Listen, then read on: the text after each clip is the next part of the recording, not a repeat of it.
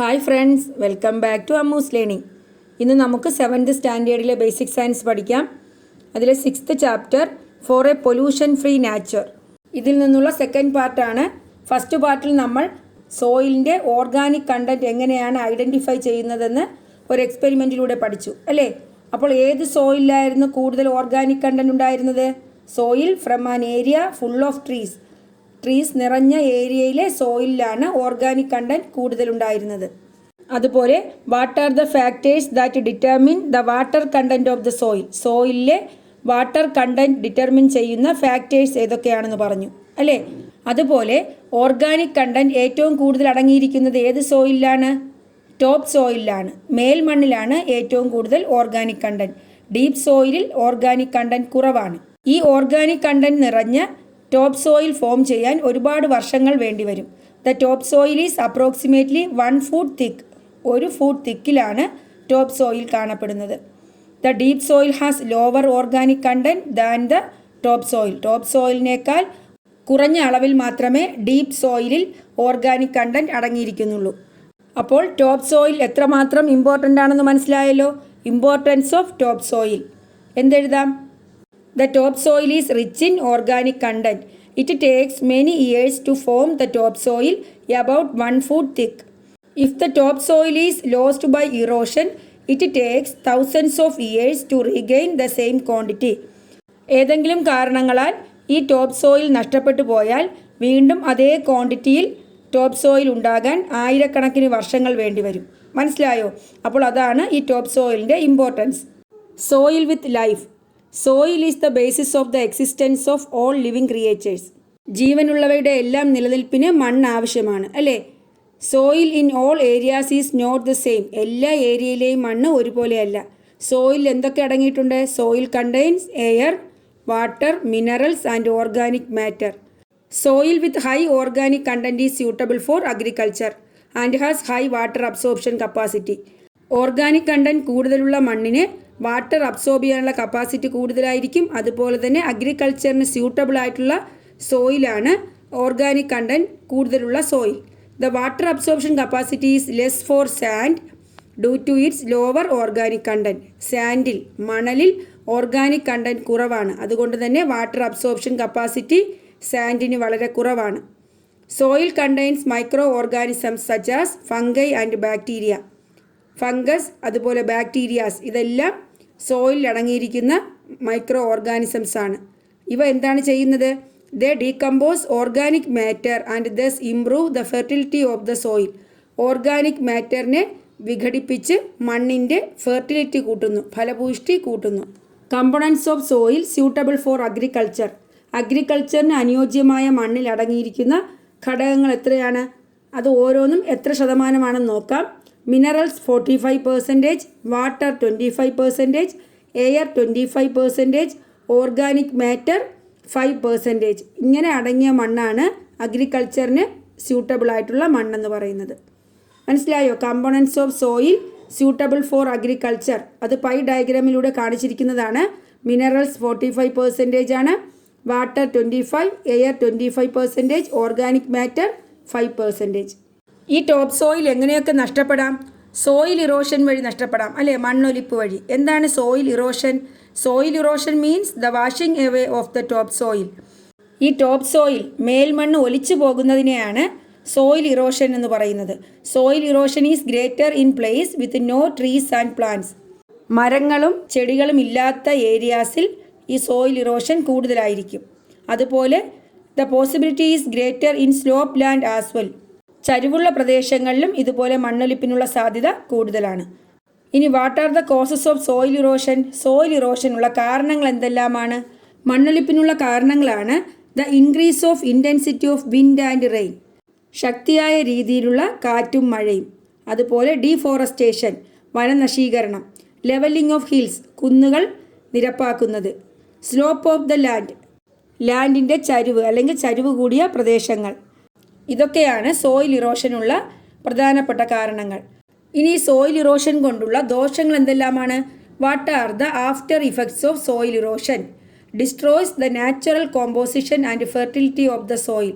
മണ്ണിൻ്റെ പ്രകൃതിദത്തമായ ഘടനയും ഫലഭൂയിഷ്ഠതയും നഷ്ടപ്പെടുന്നു. Causes the depletion of organic diversity, ജൈവ വൈവിധ്യം നഷ്ടപ്പെടുന്നു. അഗ്രികൾച്ചറൽ പ്രൊഡക്ഷൻ ഡിക്രീസസ്, അല്ലേ, കാർഷിക ഉൽപ്പാദനം കുറയുന്നു. മണ്ണൊലിച്ചു പോയി കഴിഞ്ഞാൽ അവിടുത്തെ കൃഷിയൊക്കെ നശിക്കുന്നു. The water absorption capacity of the soil decreases, water absorb ചെയ്യാനുള്ള സോയിലിൻ്റെ കപ്പാസിറ്റി കുറയുന്നു. മനസ്സിലായോ? ഇതൊക്കെയാണ് സോയിൽ ഇറോഷൻ കൊണ്ടുള്ള ദോഷങ്ങൾ. What are the remedial measures? Soil erosion തടയാനുള്ള ഡിഫറെൻറ്റ് മെത്തേഡ്സ് എന്തൊക്കെ പറയാം? What are the different methods to be adopted to prevent soil erosion? എന്തൊക്കെയാണ്? Control the speed of flow of water by constructing bund നിർമ്മിച്ചുകൊണ്ട് വെള്ളത്തിൻ്റെ ഒഴുക്കിൻ്റെ വേഗത കുറയ്ക്കാൻ കഴിയും. Land slopes can be arranged in different steps, പല സ്റ്റെപ്പുകളിലൂടെ ഈ ലാൻഡിൻ്റെ ചരിവ് കുറയ്ക്കാൻ കഴിയും. കൺസർവ് ദ ഓർഗാനിക് ഡൈവേഴ്സിറ്റി, ജൈവ വൈവിധ്യം സംരക്ഷിക്കുക. അതുപോലെ അവോയ്ഡ് ഡീഫോറസ്റ്റേഷൻ, വനനശീകരണം തടയുക. അപ്പോൾ ഇത്രയും കാര്യങ്ങളാണ് സോയിൽ ഇറോഷനുമായി ബന്ധപ്പെട്ട് പഠിക്കാനുള്ളത്. സോയിൽ ഇറോഷനുള്ള കാരണങ്ങൾ, അതിൻ്റെ ആഫ്റ്റർ ഇഫക്ട്സ് എന്തൊക്കെയാണ്, അതുപോലെ പരിഹാര മാർഗങ്ങൾ, റെമഡിയൽ മെഷേഴ്സ് എന്തൊക്കെയാണ്. മനസ്സിലായോ? ഇനി വാട്ട് ദ സോയിൽ റെഫ്യൂസസ്, നമ്മൾ ഉപയോഗശേഷം ഒരുപാട് സാധനങ്ങൾ മണ്ണിലോട്ട് വലിച്ചെറിയാറുണ്ട്. Some of them decompose into the soil, അവയിൽ ചിലതൊക്കെ മണ്ണിൽ ഡീകമ്പോസ് ചെയ്യുന്നു, വിഘടിച്ച് മണ്ണിൽ ചേരുന്നു. എന്നാൽ non degradable substances bring about changes in the natural structure of soil. എന്നാൽ നോൺ ഡീഗ്രേഡബിൾ സബ്സ്റ്റൻസസ്, മണ്ണിൽ നശിക്കാത്ത വസ്തുക്കൾ മണ്ണിൻ്റെ പ്രകൃതിപരമായ ഘടനയിൽ മാറ്റം വരുത്തുന്നു. മനസ്സിലായോ? Non degradable substances bring about changes in the natural structure of soil. Plastic materials form the major part of non degradable. Non degradable സബ്സ്റ്റൻസിൽ കൂടുതൽ പാർട്ടും ഏതാണ്? പ്ലാസ്റ്റിക് മെറ്റീരിയൽസ് ആണ്. മനസ്സിലായോ? അപ്പോൾ what R degradable substances? Substances that decomposes by the action of microorganisms present in the soil are called degradable substances. മണ്ണിലെ micro ഓർഗാനിസംസിൻ്റെ actions കൊണ്ട് മണ്ണിൽ നശിച്ചു ചേരുന്ന വസ്തുക്കളെയാണ് ഡീഗ്രേഡബിൾ സബ്സ്റ്റൻസസ് എന്ന് പറയുന്നത്. They are less hard and natural substances. അവ കട്ടി കുറവും നാച്ചുറൽ സബ്സ്റ്റൻസസും ആയിരിക്കും. ഏതൊക്കെയാണ്? Leaves and other plant parts, paper, cotton cloth, excreta of animals. പ്ലാന്റിൻ്റെ ലീവ്സും മറ്റുള്ള പാർട്സും, പേപ്പർ, കോട്ടൺ വസ്ത്രങ്ങൾ, അതുപോലെ അനിമൽസിൻ്റെ വിസർജ്യങ്ങൾ. മനസ്സിലായോ? What are non degradable substances? Substances do not decompose in the soil are called non degradable substances. മണ്ണിൽ നശിച്ചു ചേരാത്ത വസ്തുക്കളെയാണ് നോൺ ഡീഗ്രേഡബിൾ സബ്സ്റ്റൻസസ് എന്ന് പറയുന്നത്. That remains in the soil for long without degrading. അവ നശിക്കാതെ മണ്ണിൽ ഒരുപാട് നാൾ കാണപ്പെടുന്നു. They bring about changes in the natural structure of soil. They prevent the free flow of air and water in the soil. മണ്ണിലെ എയറിൻ്റെയും വാട്ടറിൻ്റെയും flow തടയുന്നു. മനസ്സിലായോ? ഏതൊക്കെയാണ് non degradable substances? Plastic materials, glass pieces, metals, rubber etcetera. മനസ്സിലായല്ലോ? ഇനി are the chemical pesticides harmful to the soil? ഈ chemical കീടനാശിനികളൊക്കെ harmful to the soil, സോയിലിന് ദോഷകരമാണോ? Yes, they are harmful. Chemical pesticides destroy not only harmful insects which destroy crops but also harmless micro organisms. ഈ chemical pesticides ക്രോപ്സിനെ നശിപ്പിക്കുന്ന harmful ആയിട്ടുള്ള ഇൻസെക്ട്സിനെ മാത്രമല്ല, ദോഷകരമല്ലാത്ത micro ഓർഗാനിസത്തിനെയും നശിപ്പിക്കുന്നുണ്ട്. മനസ്സിലായോ? Chemical fertilisers increase the amount of certain components in the soil. മണ്ണിലെ ചില കമ്പോണൻസിനെ ഈ കെമിക്കൽ ഫെർട്ടിലൈസേഴ്സ് വർദ്ധിപ്പിക്കുന്നു. Chemicals cause the destruction of earthworms and other microorganisms found in the soil. ഈ കെമിക്കൽ ഫെർട്ടിലൈസേഴ്സിൻ്റെ ഉപയോഗം കൊണ്ട് മണ്ണിൽ കാണപ്പെടുന്ന മണ്ണിന് ഉപകാരമുള്ള എർത്ത് വേംസും മൈക്രോ ഓർഗാനിസംസും എല്ലാം നശിക്കാൻ കാരണമാകുന്നു. മനസ്സിലായോ? അതുകൊണ്ട് തന്നെ കെമിക്കൽ ഫെർട്ടിലൈസേഴ്സ് സോയിലിന് ഹാംഫുൾ ആണ്. ഇനി ഗാർബേജ് ഡിസ്പോസലാണ്. What can be done for garbage disposal? Waste dispose ചെയ്യാൻ നമുക്ക് എന്തൊക്കെ ചെയ്യാൻ കഴിയും? Sorting garbage by type and disposing them. ഗാർബേജിനെ ഓരോ ടൈപ്പ് അനുസരിച്ച് തരം തിരിച്ച് ഡിസ്പോസ് ചെയ്യണം. Making bio fertilisers using organic waste. ആ ഗാർബേജിലെ ഓർഗാനിക് വേസ്റ്റിൽ നിന്നും ജൈവ വളങ്ങൾ ഉണ്ടാക്കണം, bio fertilisers. Controlling the use of plastics, reusing dum.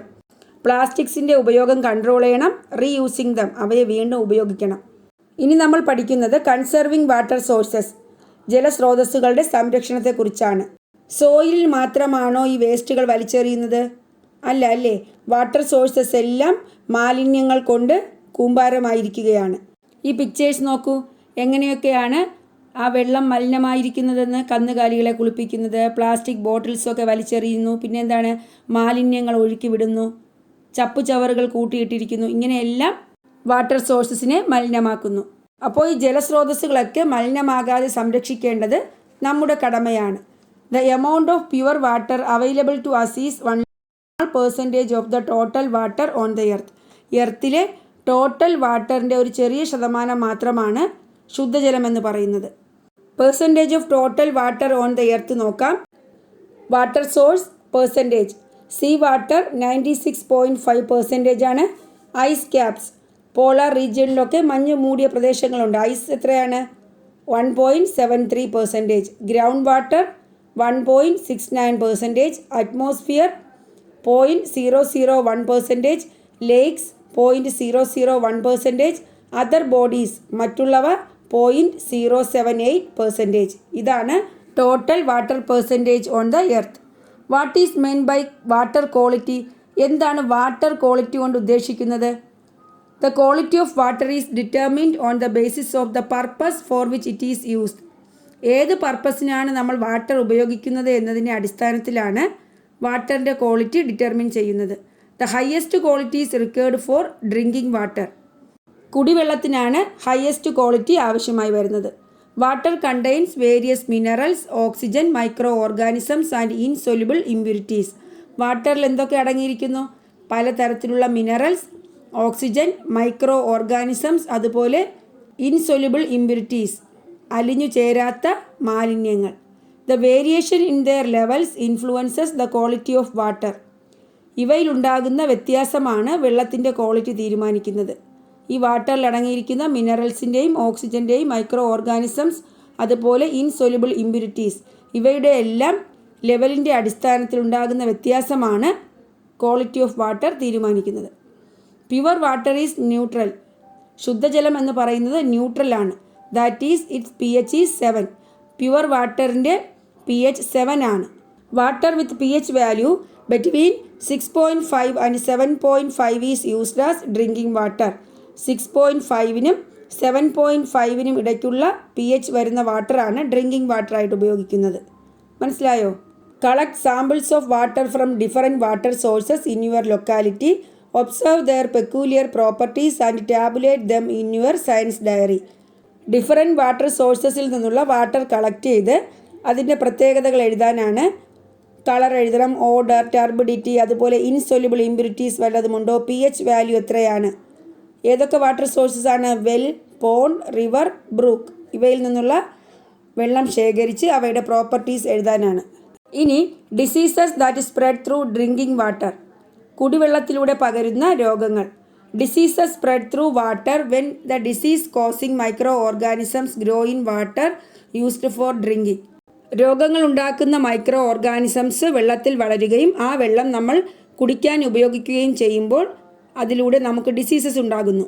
Mixing up of excreta and other pollutants with drinking water is one reason for the pollution of drinking water. കുടിക്കുന്ന വെള്ളത്തിനോടൊപ്പം വിസർജ്യങ്ങളും അതുപോലെ മറ്റുള്ള മാലിന്യങ്ങളും മിക്സ് ചെയ്യുന്നതാണ് ഈ കുടിവെള്ളം മലിനമാകാനുള്ള കാരണം. The presence of the bacteria E coli which reach water through excreta causes the disease diarrhoea. വയറിളക്കമുണ്ടാക്കുന്ന ബാക്ടീരിയയായ ഈ കോളി വാട്ടറിലെത്തുന്നു. ഏത് വഴിയാണ്? ത്രൂ എക്സ്ക്രീറ്റ, വിസർജ്യം വഴി. ഇതെന്തുണ്ടാക്കുന്നു? വയറിളക്കമുണ്ടാക്കുന്നു. അതുപോലെ typhoid, cholera, dysentery and jaundice ഇതെല്ലാം വാട്ടറിലൂടെ സ്പ്രെഡ് ചെയ്യുന്ന ഡിസീസസ് ആണ്. മനസ്സിലായോ? Which bacteria causes diarrhoea. ഏത് ബാക്ടീരിയയാണ് ഡയറിയയ്ക്ക് കാരണമാകുന്നത്? E coli bacteria. What are the diseases that spread through water. വാട്ടറിലൂടെ പകരുന്ന രോഗങ്ങൾ ഏതൊക്കെയാണ്? ഡയറിയ, വയറിളക്കം, ടൈഫോയിഡ്, കോളറ, ഡിസെൻറ്ററി, അതുപോലെ ജോണ്ടിസ്, മഞ്ഞപ്പിത്തം. അപ്പോൾ ഈ പൊല്യൂട്ടഡ് ഡ്രിങ്കിങ് വാട്ടർ നമുക്ക് പ്യൂരിഫൈ ചെയ്യാൻ കഴിയില്ലേ? വാട്ടർ പ്യൂരിഫിക്കേഷൻ, ജലശുദ്ധീകരണം എങ്ങനെയാണ്? You have been familiarized with the conventional method of purification of water in your locality. Which are they? പണ്ടുകാലത്ത് ജലശുദ്ധീകരണത്തിന് ഉപയോഗിച്ചൊരു മെത്തേഡാണ് മുച്ചട്ടി അരിപ്പ. ദ പിക്ചറിൽ കൊടുത്തിട്ടുണ്ട് 3 പോട്ട്സ് ആണ് വെച്ചിരിക്കുന്നത് അല്ലേ.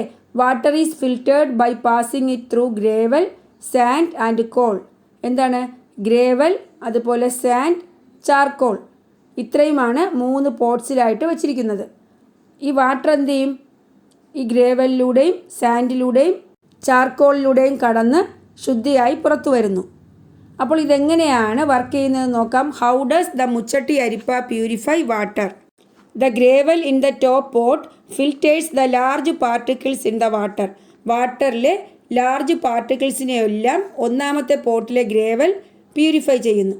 The sand in the middle pot remains the mud and makes the water clear. ആ വെള്ളത്തിലടങ്ങിയിരിക്കുന്ന ചെളിയെല്ലാം ആ സാൻഡ് തടഞ്ഞു നിർത്തി വെള്ളത്തെ ക്ലിയർ ആക്കുന്നു. The carbon in the bottom pot absorbs the poisonous substances in the water. ഏറ്റവും ബോട്ടത്തിലെ ചാർക്കോളിലെ കാർബൺ അതിലടങ്ങിയിരിക്കുന്ന പോയിസണസ് സബ്സ്റ്റൻസസ് വിഷവസ്തുക്കളെയൊക്കെ അബ്സോർബ് ചെയ്യുന്നു. അങ്ങനെ വെള്ളം ശുദ്ധിയായി പുറത്തു വരുന്നു. ഇനി വലിയ ക്വാണ്ടിറ്റീസിലുള്ള വെള്ളമൊക്കെ ശുദ്ധീകരിക്കുന്നതിന് ഈ മെത്തേഡ് സ്യൂട്ടബിൾ ആകുമോ? ഇല്ല. Let us familiarize ourselves with a few modern methods. അതിന് മോഡേൺ മെത്തേഡ്സ് ഏതാണെന്ന് നോക്കാം.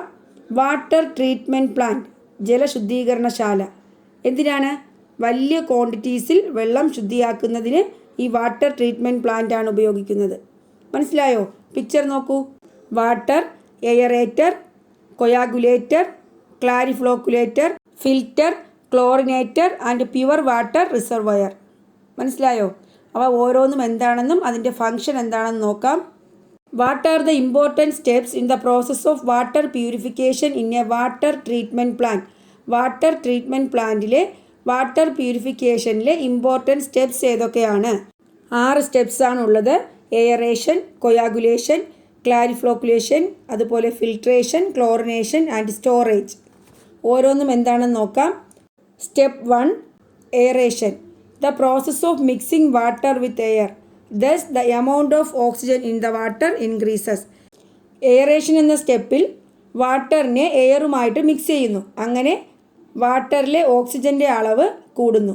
മനസ്സിലായോ? അതാണ് എയറേഷൻ എന്ന് പറയുന്നത്. വാട്ടറിനെ എയറുമായിട്ട് മിക്സ് ചെയ്യുന്ന പ്രോസസ്സാണ്. കൊയാഗുലേഷൻ സ്റ്റെപ്പ് എന്താ? This is an important step in the process of water purification in a water treatment plant.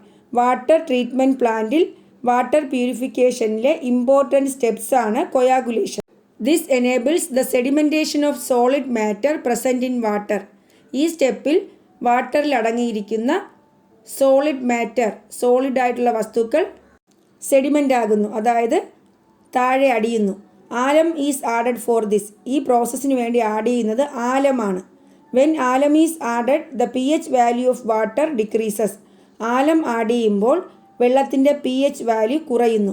Lime is added to regulate the pH value. pH value regulate ചെയ്യാൻ lime add ചെയ്യുന്നു. മനസ്സിലായോ? Coagulation പ്രോസസ്സിൽ വാട്ടറിലെ solid matter സെഡിമെൻറ്റേഷന് വിധേയമാകുന്നു. വാട്ടറിൽ ആലം add ചെയ്യുമ്പോൾ വാട്ടറിൻ്റെ pH കുറയുന്നു. പിന്നെ ലൈം ആഡ് ചെയ്ത് വാട്ടറിൻ്റെ pH റെഗുലേറ്റ് ചെയ്യുന്നു. മനസ്സിലായോ? അടുത്ത സ്റ്റെപ്പ് ക്ലാരിഫ്ലോക്കുലേഷനാണ്. After the solid waste settles the clear water is fed into filters. Solid waste സെറ്റിലായതിനു ശേഷം ക്ലിയർ വാട്ടർ ഫിൽറ്ററിലേക്ക് പോകുന്നു. ഫിൽട്രേഷൻ പ്രോസസ്സ് എന്താ? Impurities which do not get settled are removed by the filter. ഈ സെറ്റിലാകാത്ത ഇമ്പ്യൂരിറ്റീസൊക്കെ filtration process വഴി remove ചെയ്യുന്നു. അരിച്ചെടുക്കുന്ന പ്രോസസ്സാണ് ഫിൽട്രേഷൻ.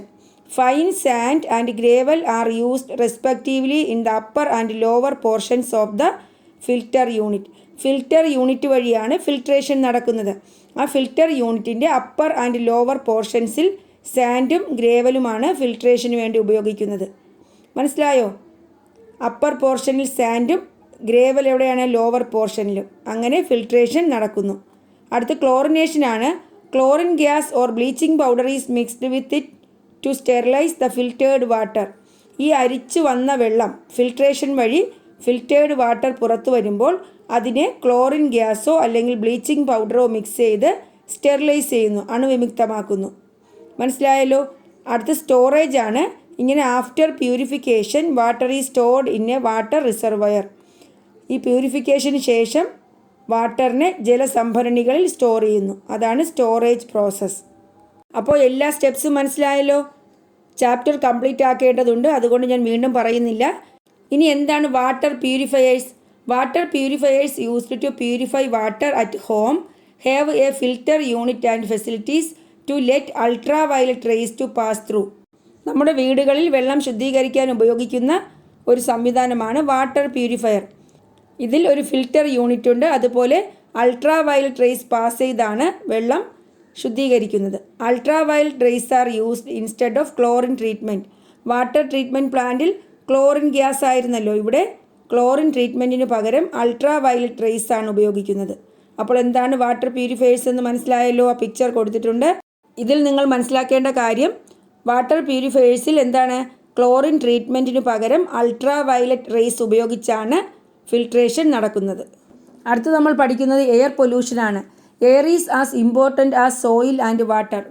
ജലവും മണ്ണിനെയും പോലെ തന്നെ ഇമ്പോർട്ടൻ്റ് ആണ് എയർ എന്ന് പറയുന്നത്, അല്ലേ? വായുവും നമുക്ക് ഇമ്പോർട്ടൻ്റ് ആയ ഒരു ഫാക്ടറാണ്. Can we imagine a situation without air? Air ഇല്ലാത്തൊരു സിറ്റുവേഷൻ നമുക്ക് ആലോചിക്കാൻ കഴിയില്ല, അല്ലേ? What are the components of atmospheric air? Atmospheric എയറിലെ കമ്പോണൻസ് എന്തൊക്കെയാണ്? Nitrogen 78%, oxygen 20.9%, carbon dioxide 0.03%, others മറ്റുള്ളവ 1.07%. ആ പൈ ഡയഗ്രത്തിൽ നമ്മൾ മാർക്ക് ചെയ്യേണ്ടതാണ്. കളർ കൊടുത്തിട്ടുണ്ട്. എന്താണ്? നൈട്രജൻ 78%. ഏറ്റവും കൂടുതൽ ഏതാണ്? നൈട്രജനാണ്. അറ്റ്മോസ്ഫെറിക് എയറിൽ ഏറ്റവും കൂടുതൽ നൈട്രജനാണ്. നൈട്രജൻ മാർക്ക് ചെയ്യുക. അതുപോലെ ബ്ലൂ കളറിൽ ഓക്സിജനാണ് 20.9%, റെഡ് കളറിൽ കാർബൺ ഡൈ ഓക്സൈഡ് 0.03%, മറ്റുള്ളവയാണ് ഗ്രീൻ കളറിൽ കൊടുത്തിരിക്കുന്നത് 1.07%. Which are the gases that pollute the air? എയറിനെ പൊല്യൂട്ട് ചെയ്യുന്ന ഗ്യാസസ് ഏതൊക്കെയാണ്? Greater amount of carbon dioxide, carbon monoxide and smoke containing other chemical.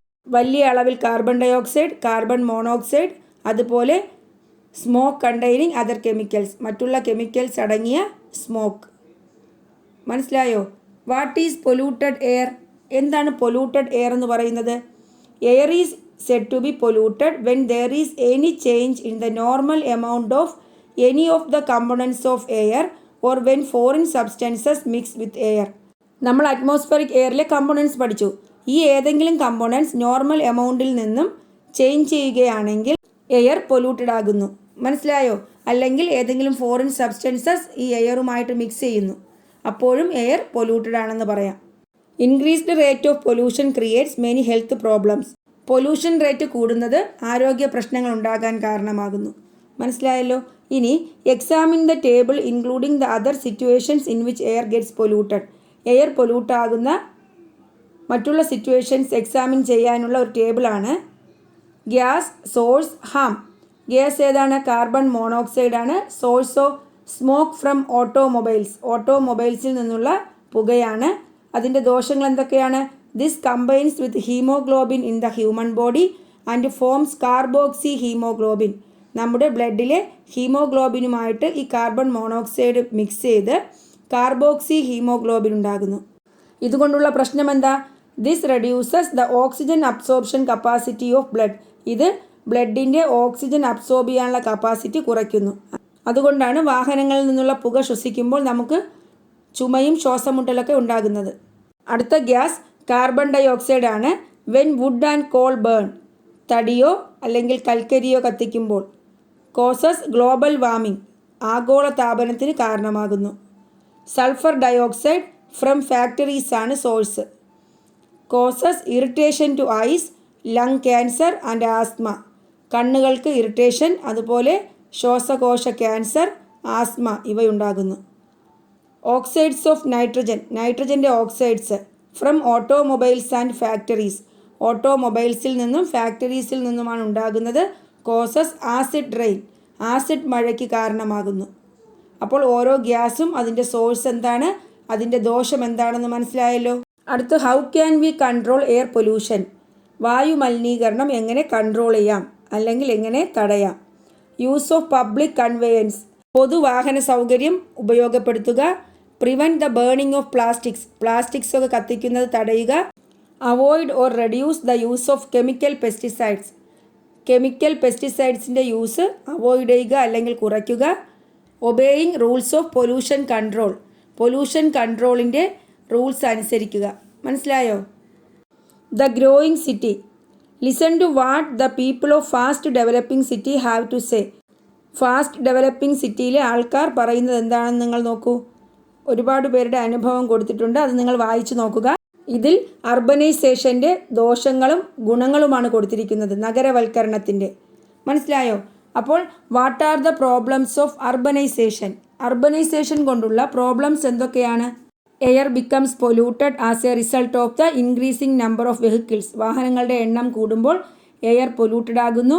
Density of population increases and many problems are resulted. ജനസാന്ദ്രത കൂടുന്നത് കൊണ്ട് ഒരുപാട് problems ഉണ്ടാകുന്നു.